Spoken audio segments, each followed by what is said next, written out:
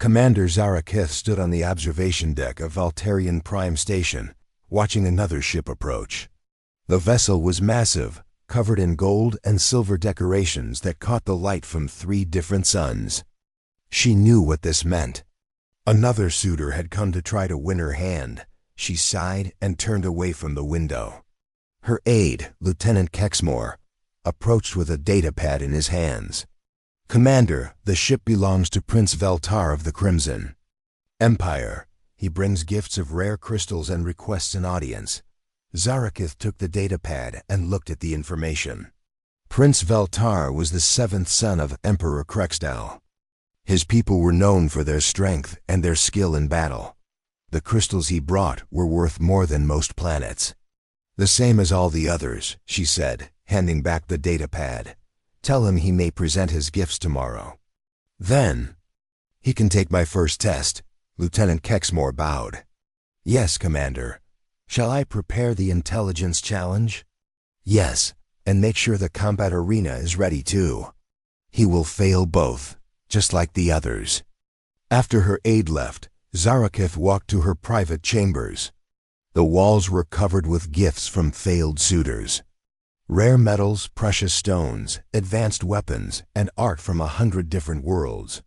Each item represented someone who thought they could win her love with expensive things. Her father, High Admiral Korthak, had been pushing her to choose a husband for 5 years now.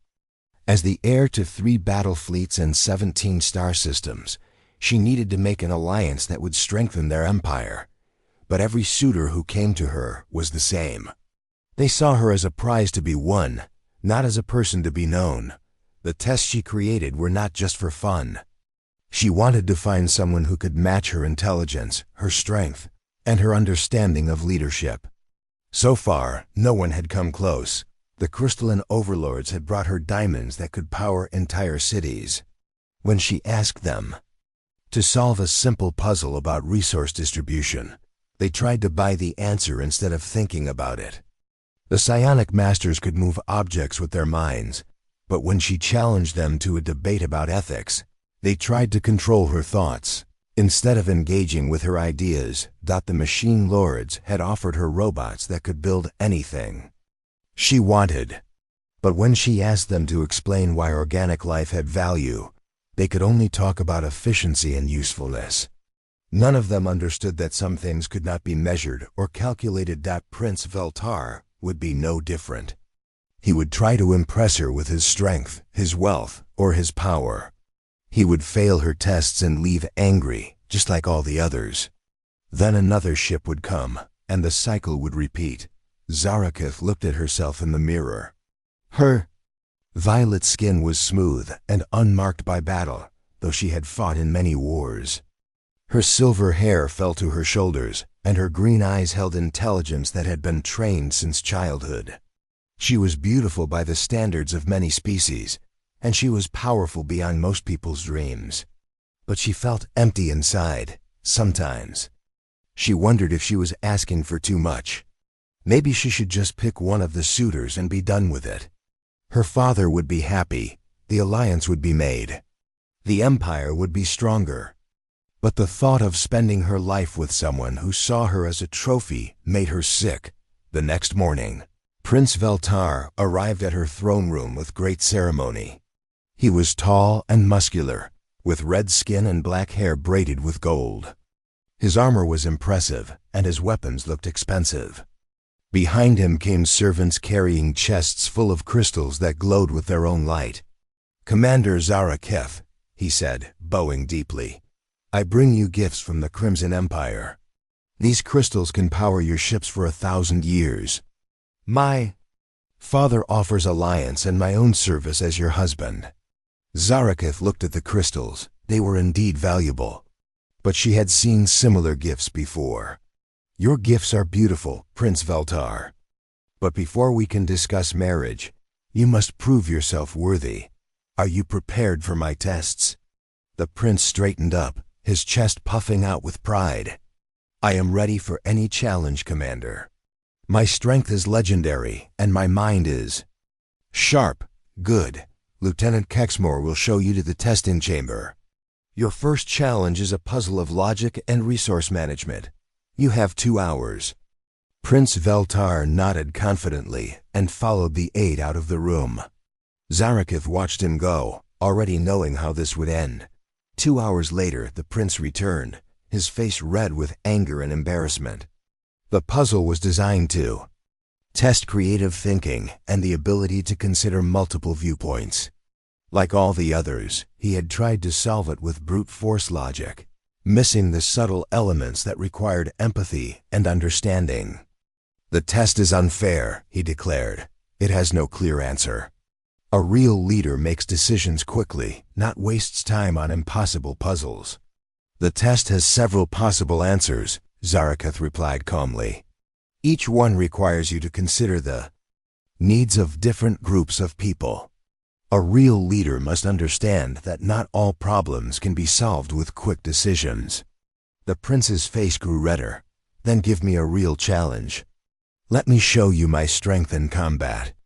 Zaraketh nodded. Very well, follow me to the arena. The combat arena was a large circular room with various obstacles and weapons.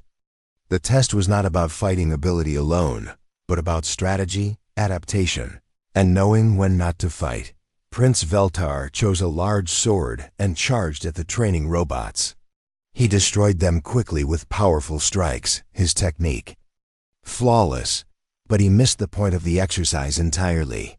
The real test was to find a way to complete the mission without destroying everything in the room. When he finished, breathing heavily but victorious, he looked at Zaraketh expectantly. Impressive display of strength, she said. But you failed to protect the civilians. She pointed to small holographic figures that had been scattered around the arena. In his eagerness to destroy the robots, he had not noticed them. They were not real, the prince protested. The robots were the threat. In real battle, protecting innocent people is more important than defeating enemies. A leader who cannot see this is not worthy of command. Prince Veltar stared at her for a long moment. Then his expression changed from confusion to anger. You ask for impossible things, he said. No warrior can fight and protect everyone at the same time. You are being unreasonable. I am asking for wisdom, not just strength. You may collect your gifts and leave. The prince left in a fury, taking his crystals with him. Zaraketh watched him go, feeling the familiar mixture of disappointment and resignation. That evening, she stood again on the observation deck, looking out at the stars. Another suitor had failed. Another chance for connection had been lost. She wondered if she would spend her whole life alone, surrounded by people who wanted to own her, but did not want to know her dot in the distance. She could see small cargo ships moving between the stations. These were traders and merchants, ordinary people going about their daily lives. They were not seeking glory or power. They were just trying to survive and maybe find a little happiness along the way. For a moment, she envied them their simple lives. Then she turned away from the window and went back to her chambers. Tomorrow, there would probably be another ship. Another suitor with expensive gifts and empty promises. Another test. Another failure. Another goodbye. She did not know that tomorrow would be different. She did not know that a small cargo ship called the Lucky Strike was already on its way to the station.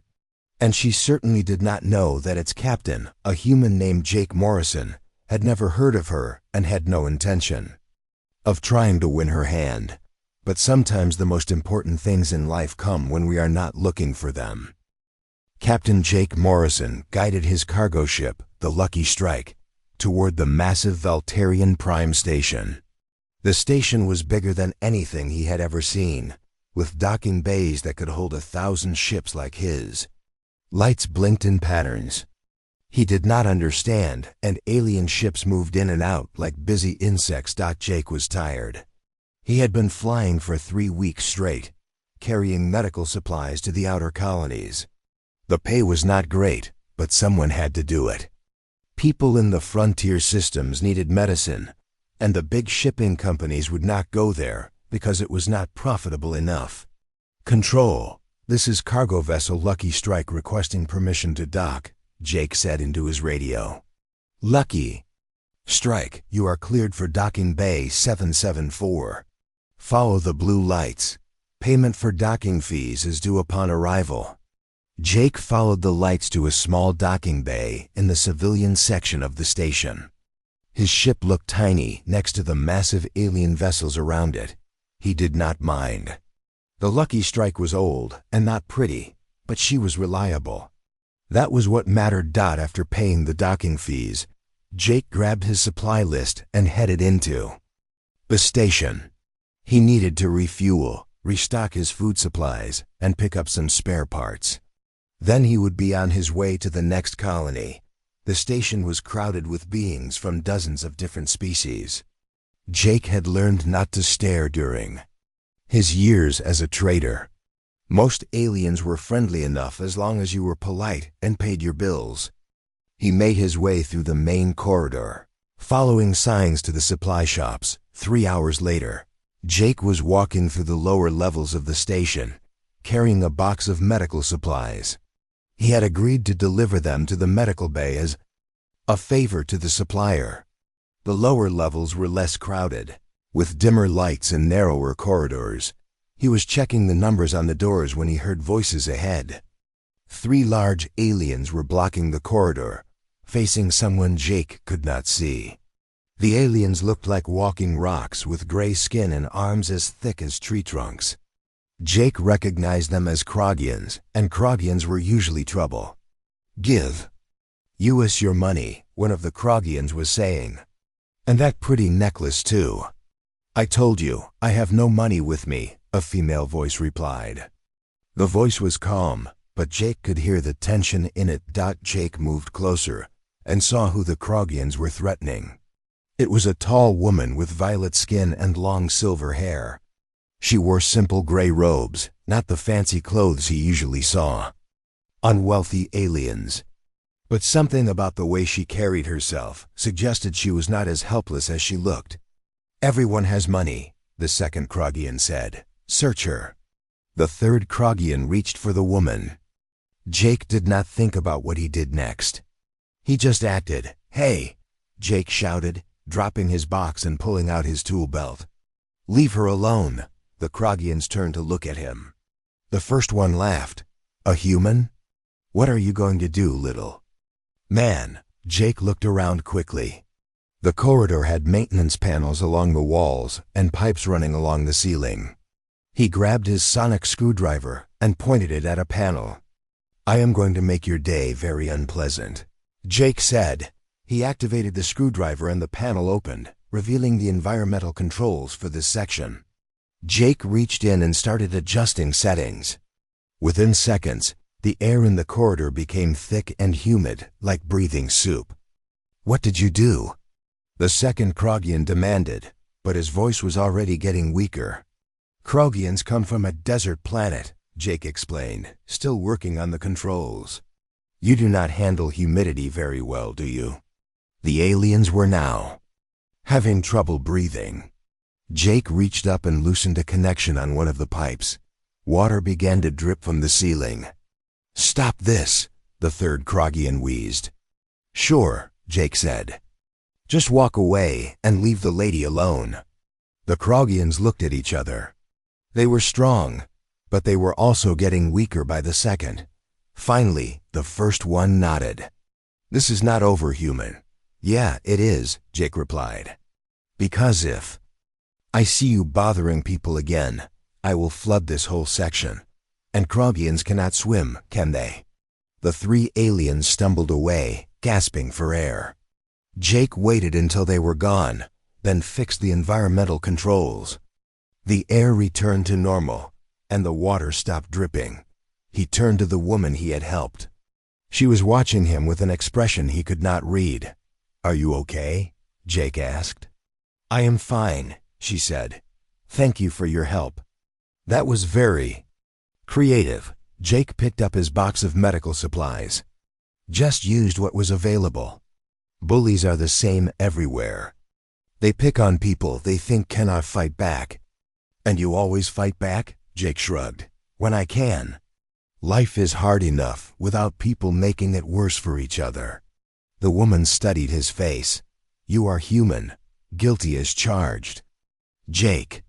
Morrison, cargo hauler and occasional problem solver. He held out his hand. She looked at his hand for a moment, then shook it. I am Kara. Thank you again for helping me. No problem, Kara. Do you need an escort somewhere? Those Krogians might. Come back.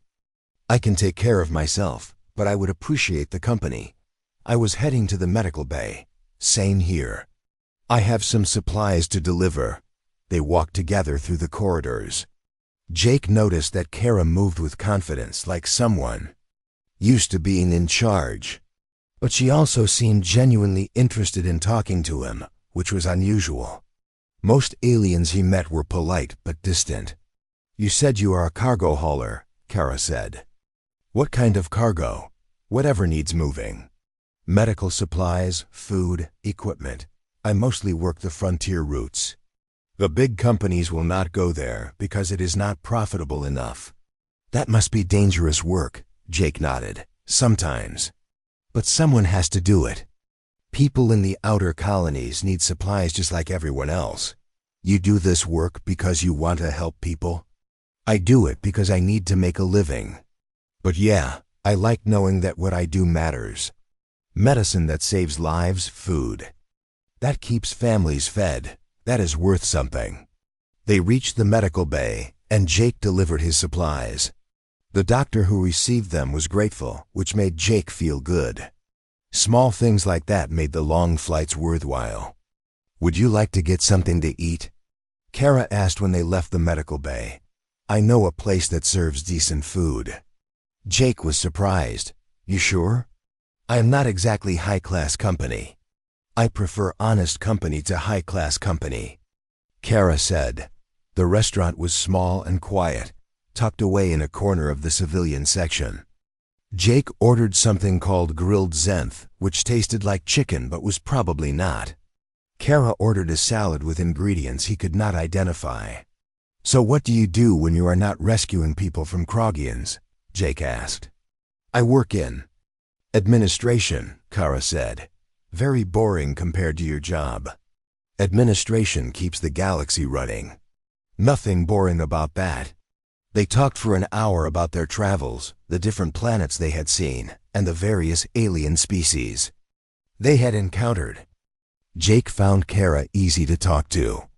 She listened carefully to everything he said and asked thoughtful questions.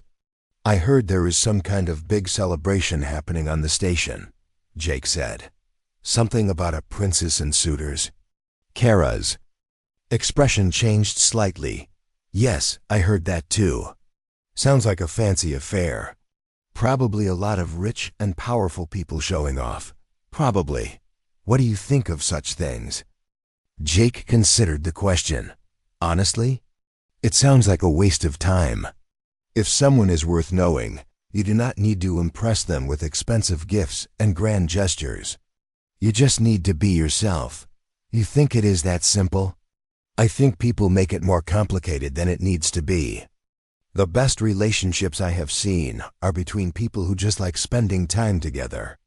They do not need to prove anything to each other. Kara was quiet for a moment. That is an interesting perspective. Maybe I am just simple-minded, Jake said with a laugh. I am not sophisticated like these royal types. I think there is wisdom in simplicity, Kara said softly. When they finished eating, Jake walked Kara back toward the administrative section of the station. At a junction in the corridor, she stopped. This is where I turn off, she said. Thank you for dinner, and for earlier.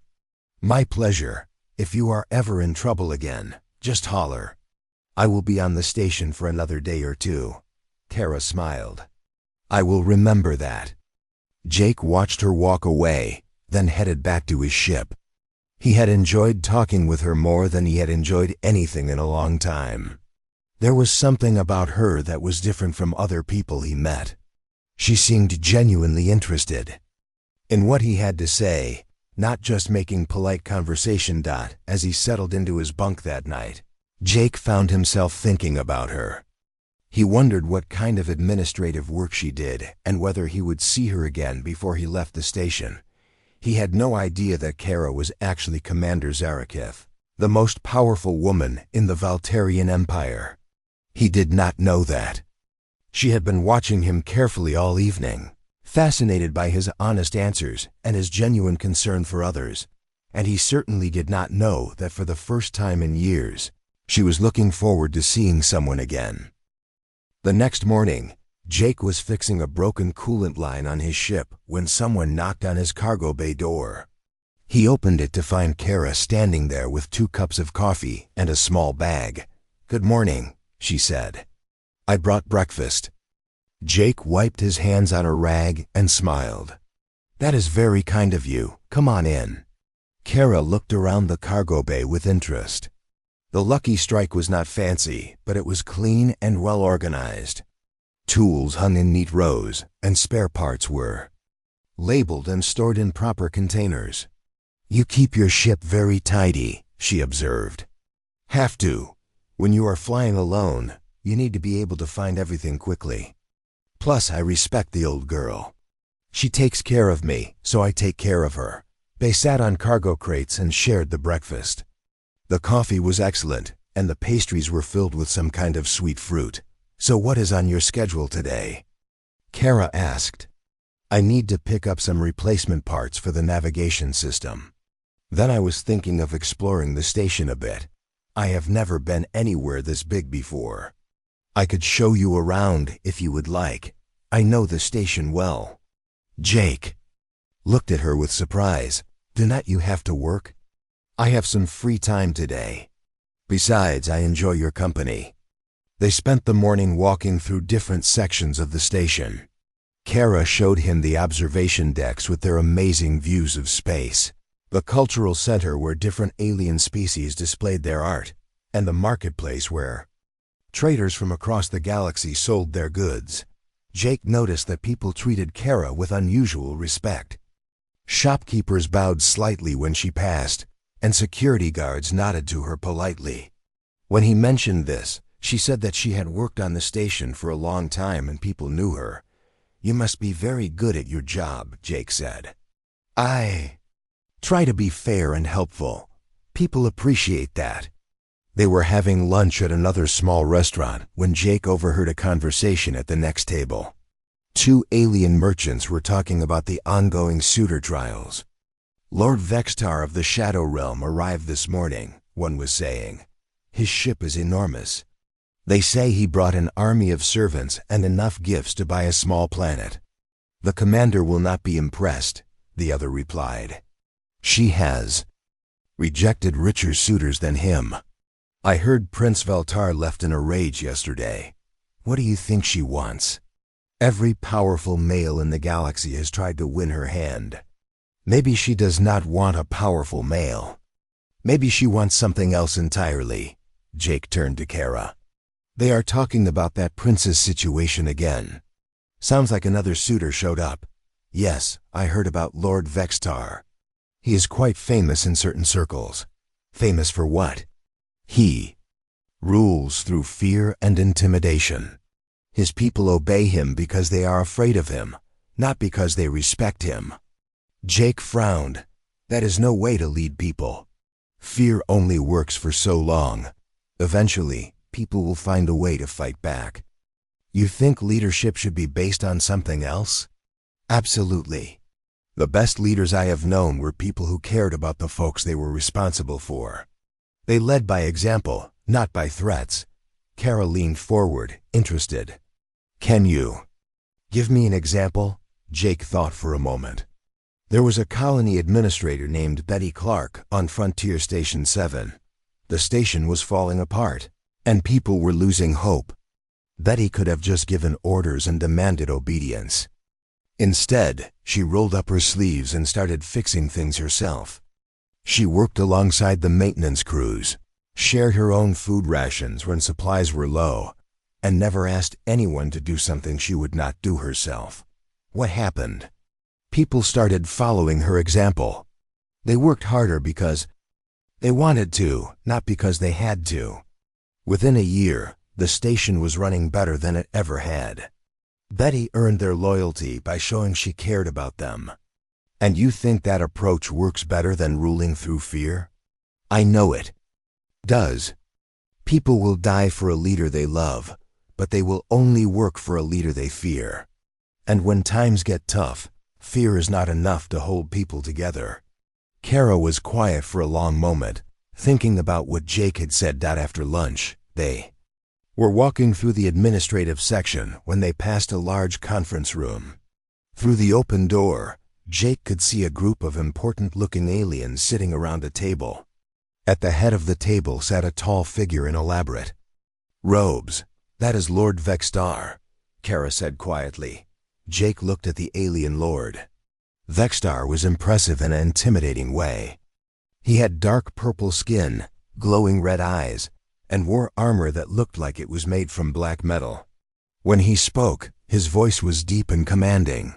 The trade dispute between the Kalari and the Zenthi has gone on long enough, Vextar was saying. I will end it by conquering both systems and imposing my will upon them. But Lord Vextar, one of the other aliens said, the dispute is about shipping routes. Surely there is a way to resolve this without violence. Vextar's eyes flashed with anger. Are you questioning my judgment? I have conquered 12 systems through strength and decisive action. These petty merchants will learn to obey or be destroyed. Jake shook his head and started to move away, but Kara touched his arm. Wait, she whispered. I want to hear this. The Kalari claim the Zenthi are using their traditional routes without permission, another alien explained. The Zenthi say the routes belong to whoever can use them most efficiently. Simple, Vextar declared. I will take control of both routes. Problem solved. That would destroy the economies of both systems, the first alien protested. Then they should have thought of that before bothering me with their petty squabbles. Jake could not stay quiet any longer. He stepped into the room. Excuse me, he said. I could not help overhearing. Have you tried asking both sides what they actually need? Everyone in the room turned to stare at him. Vextar's eyes narrowed dangerously. Who dares interrupt this meeting? He demanded. Jake Morrison. I am just a cargo hauler, but I have dealt with shipping disputes before. The thing is, usually both sides want the same thing. They want to make a living and feed their families. The routes are just a means to an end. And what would you suggest, cargo hauler? Vextar's voice was full of contempt. Jake looked around the room, thinking. Well, from what I heard, the Kalari have traditional rights to the routes, but the Zenthi can use them more efficiently. So why not let the Zenthi use the routes, but pay the Kalari a percentage of the profits? That way both sides get what they need. The aliens around the table looked at each other with surprise. It was such a simple solution that no one had thought of it. Furthermore, Jake continued, if you set up a joint shipping cooperative, both sides could benefit from shared resources and better scheduling. They could probably handle more cargo than either could alone. Ridiculous, Vextar snarled. You cannot solve conflicts with cooperation. Only strength matters. But his solution would benefit everyone, one of the other aliens said. The Kalari get compensation for their routes. The Zenthi get efficient shipping, and the customers get better service. Weakness. Vextar stood up, his armor clanking. This human thinks like a merchant, not a leader. True power comes from making others bend to your will, not from making deals with them. Jake shrugged. Maybe, but I have seen what happens when people work together willingly versus when they are forced to obey. Cooperation builds something that lasts. Fear only builds resentment. Vextar stepped closer to Jake, using his height to intimidate. You dare lecture me about power, little human? I am not lecturing anyone. I am just saying that maybe there is more than one way to solve problems. There is only one way, my way. Vextar's hand moved to his weapon. Before anyone could react, Kara stepped into the room. The moment she appeared, every alien in the room stood up and bowed deeply.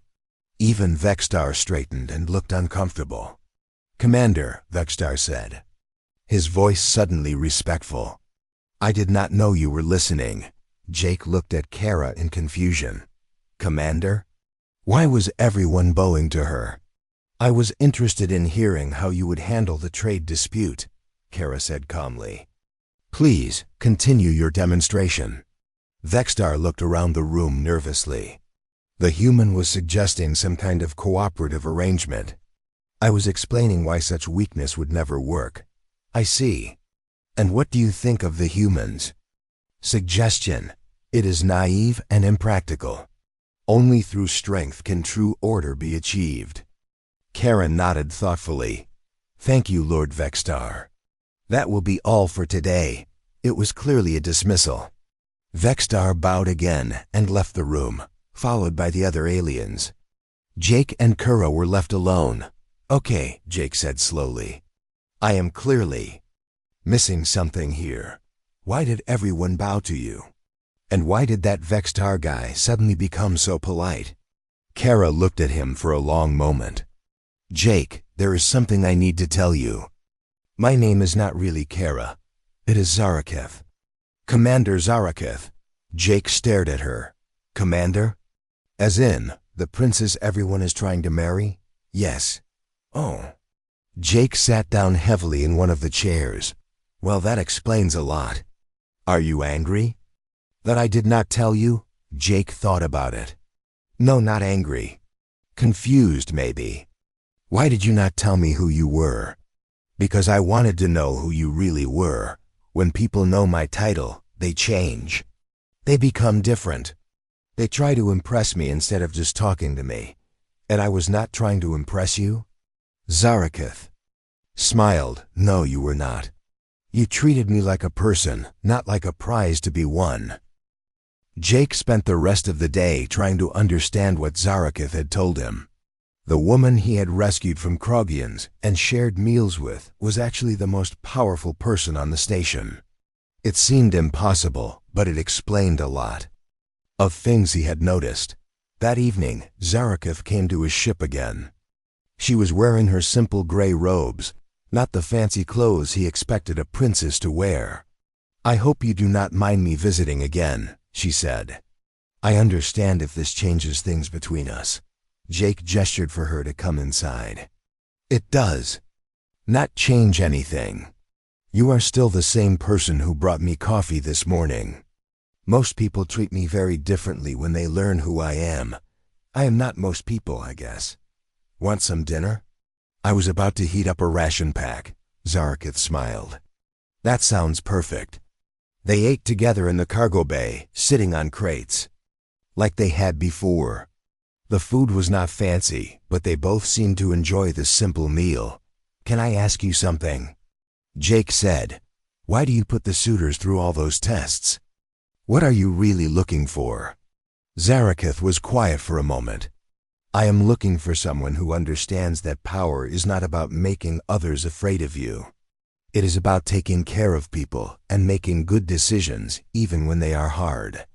And none of the suitors have understood that. They all think the same way. More weapons, more control, more fear.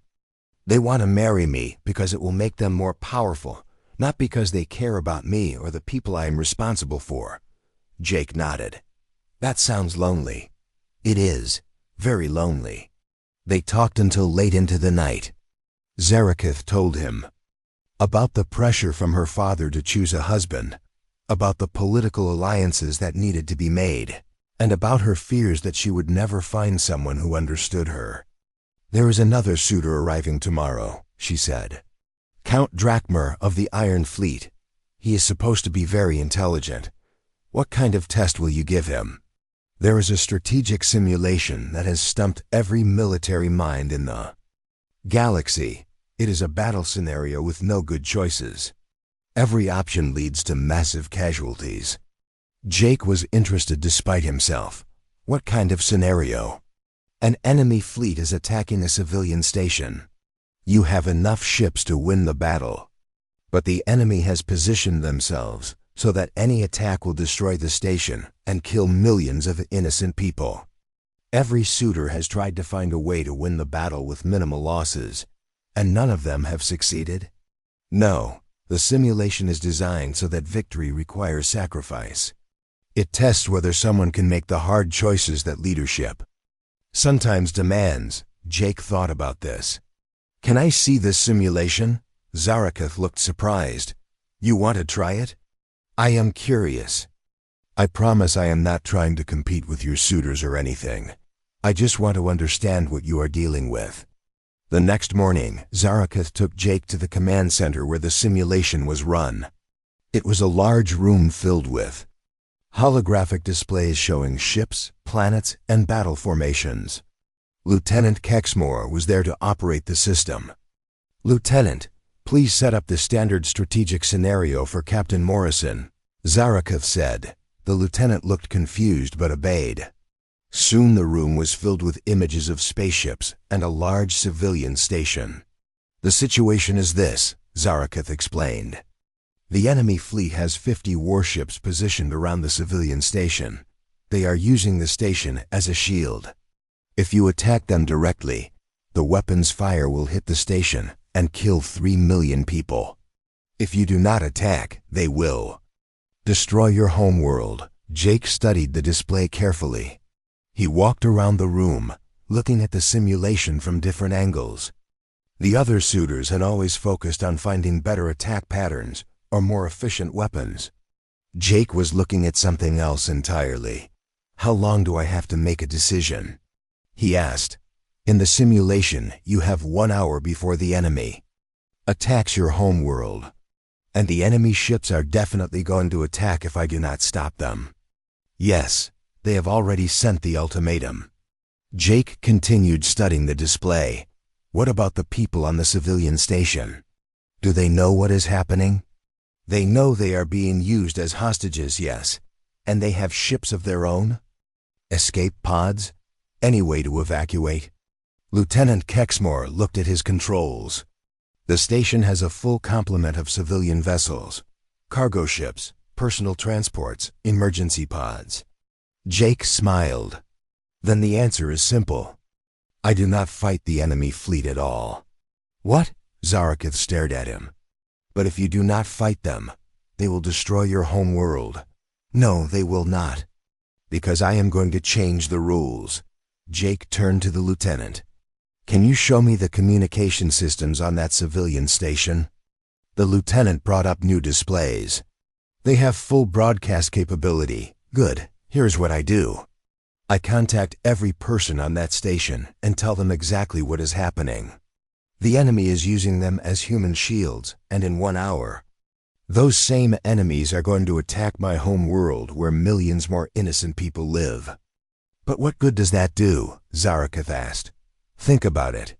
The people on that station are not soldiers, but they are not helpless either. They have ships, they have courage, and they have a choice. I asked them to evacuate the station in their own ships, not as an order, but as a request. I tell them that their sacrifice can save millions of others. Jake pointed to the civilian ships in the simulation. Look at how many vessels they have. If even half the people evacuate, the enemy loses their shield, and I bet more than half would choose to help. You are asking 3 million people to risk their lives. I am giving 3 million people the chance to be heroes instead of victims. There is a difference. Jake worked with the lieutenant to run his scenario. In the simulation, he broadcast a message to the entire station, explaining the situation honestly and asking for volunteers to evacuate. The computer calculated how people would respond based on psychological profiles. The results surprised everyone. Nearly 70% of the civilians chose to evacuate, leaving the enemy fleet exposed. With their shield gone, Jake's forces could attack without harming innocent people. But some of the civilian ships would be destroyed during the evacuation. Lieutenant Kexmore pointed out. Yes, Jake agreed. Some would die. But they would die as heroes, saving others, instead of dying as helpless victims. and millions more would live. Zaraketh stared at the simulation results.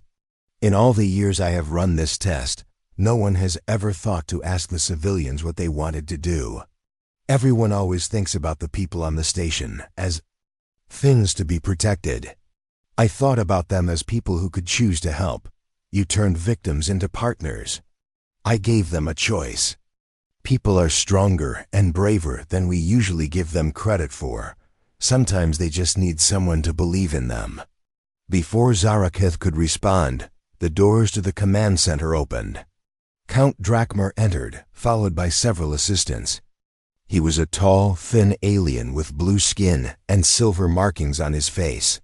His clothes were expensive, and he moved with the confidence of someone used to being the smartest person in the room. "Commander Zaraketh," he said, bowing politely. "I am ready for your test." "Count Drakmer," Zaraketh replied. "Please, examine the scenario." The Count studied the simulation for several minutes. His assistants whispered calculations in his ear, and he asked detailed questions about ship capabilities and weapons ranges. "This is a classic military problem," he said finally. "The key is to minimize casualties while achieving victory. I will position my ships here and here, creating a crossfire pattern that will destroy the enemy fleet while only damaging 12% of the civilian station." "Only 12%? Jake asked. "That is still over 300,000 people." "Count."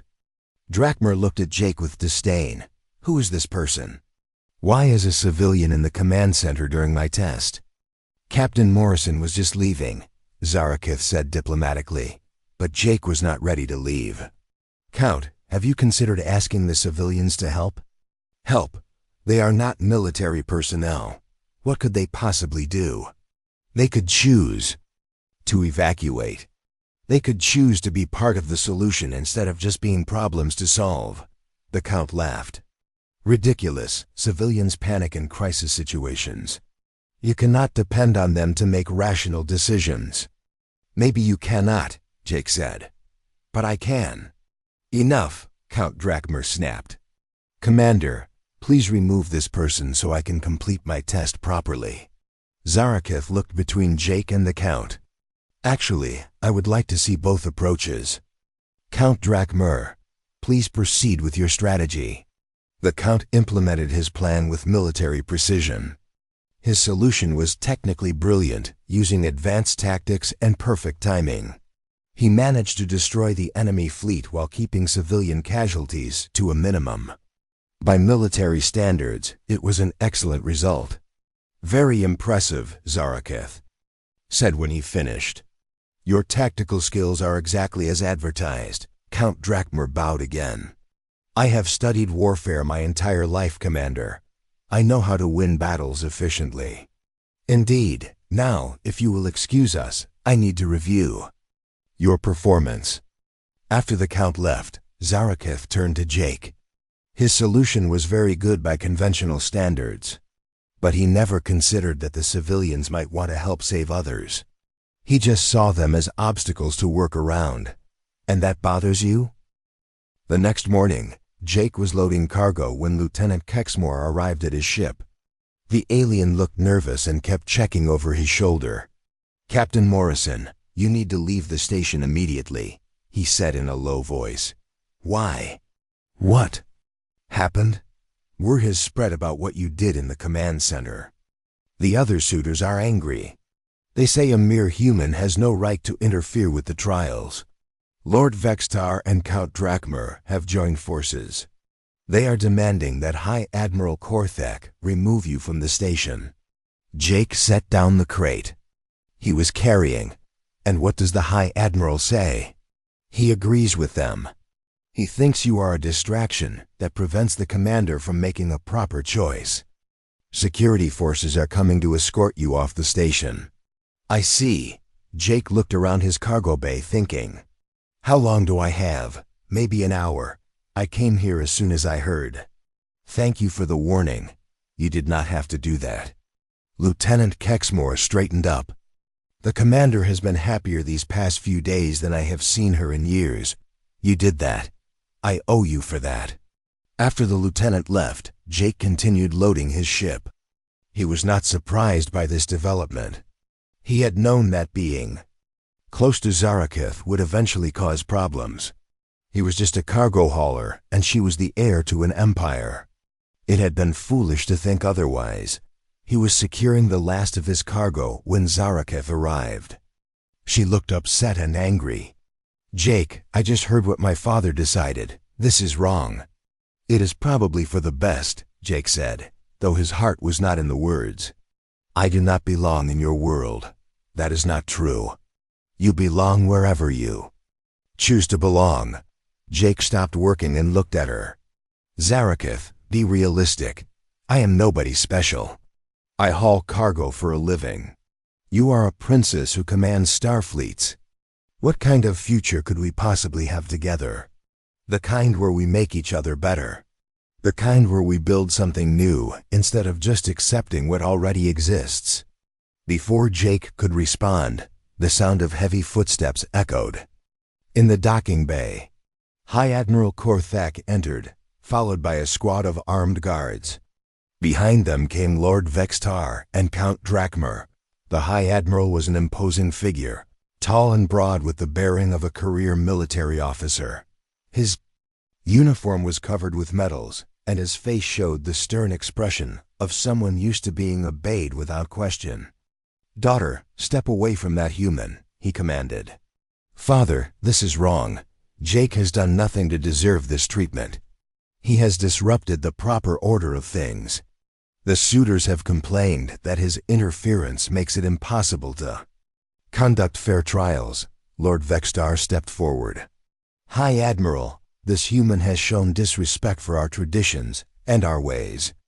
He thinks his crude methods are superior to our proven strategies." "I never said that," Jake replied calmly. "I just offered a different perspective. You embarrass trained military officers with your amateur solutions," Count Drakmer added. "Such arrogance cannot be tolerated."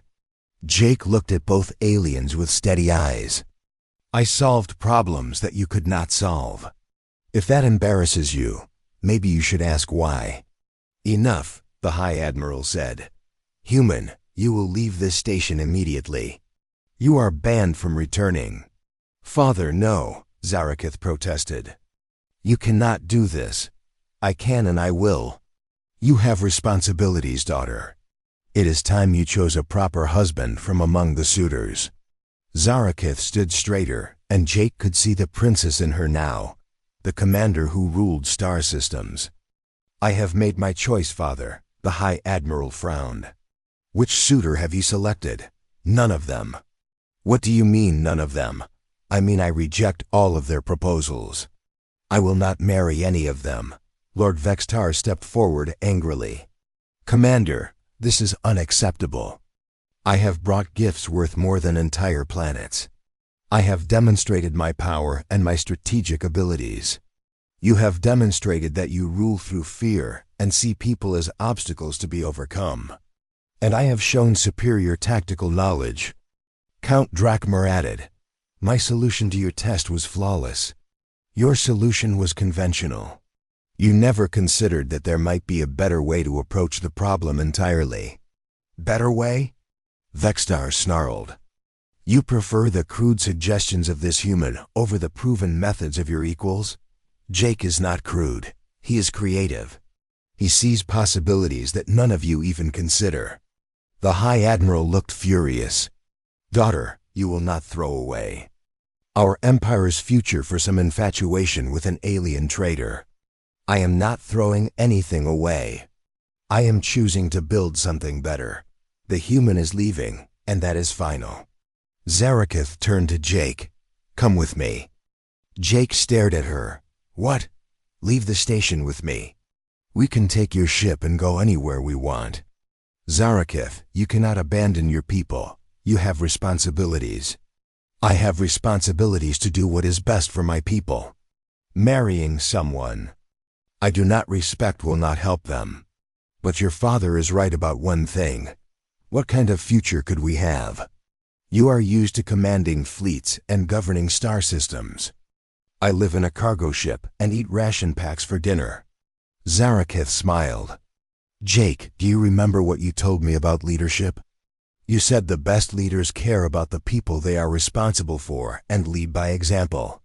Yes, you have been leading by example since the moment I met you. You helped a stranger who was in trouble. You shared your food with someone you barely knew. You solved problems by bringing out the best in people instead of imposing your will on them.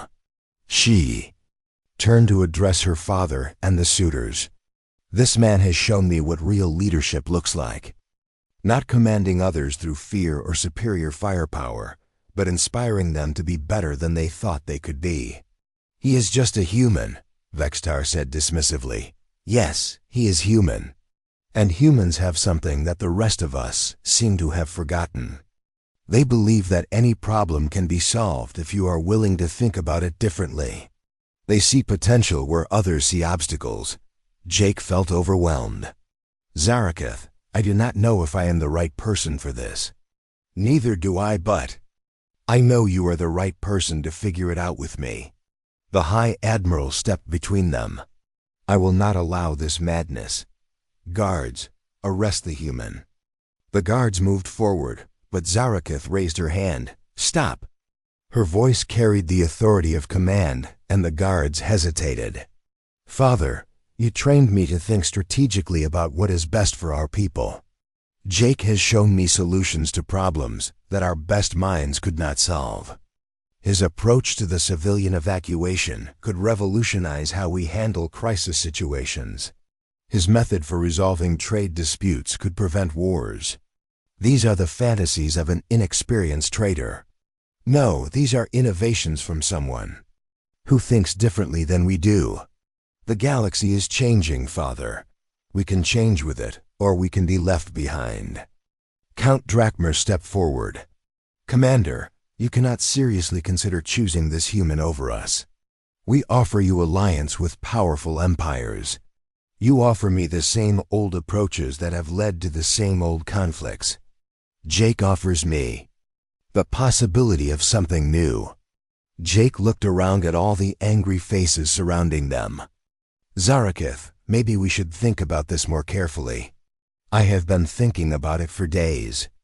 Jake, you asked me what I wanted in a partner. I want someone who challenges me to be better. Someone who sees problems as opportunities instead of obstacles. Someone who believes in people and brings out their potential. She took his hand. You are all of those things. But I do not know anything about running an empire. And I do not know anything about seeing the galaxy the way you do. We can learn from each other. Lord Vextar drew his weapon. I will not be rejected for a worthless human. Before he could aim it, Jake stepped forward. Lord Vextar, put the weapon down. This is not about you being rejected. This is about Zarakith making her own choice. You think you are worthy of her. Jake considered the question seriously. I think we are worthy of each other. Not because of what we accomplish or what we own, but because we make each other want to be better people. That is not how the world works, Vextar snarled. Maybe it is time the world worked differently. Zarakith stepped beside Jake. Father, I am going with him. Not because I am abandoning my responsibilities, but because I am choosing a new way to fulfill them. If you leave with him, you will be cut off from the Empire. You will have nothing. Zarakith smiled. I will have everything that matters. She turned to Jake. So, Captain Morrison, do you have room on your ship for a passenger? Jake looked at her, then at the angry faces surrounding them, then back at her. Slowly, he smiled. I think I can make space. But I should warn you, the accommodations are not very fancy. I am looking forward to something different. Together, they walked toward the Lucky Strike. Behind them, the High Admiral called out threats and demands, but neither of them looked back. As they prepared the ship for departure, Jake asked, Are you sure about this? You are giving up a lot. I am not giving up anything important. I am choosing to build something new with someone who sees the same possibilities I do. The Lucky Strike lifted off from the station and headed into open space. As they watched, the massive station grow smaller behind them. Zarakith took Jake's hand. "So what now?" Jake asked. "Now we explore the galaxy together. We find places that need help and people who need hope. We show them that there are always more possibilities." Then they realize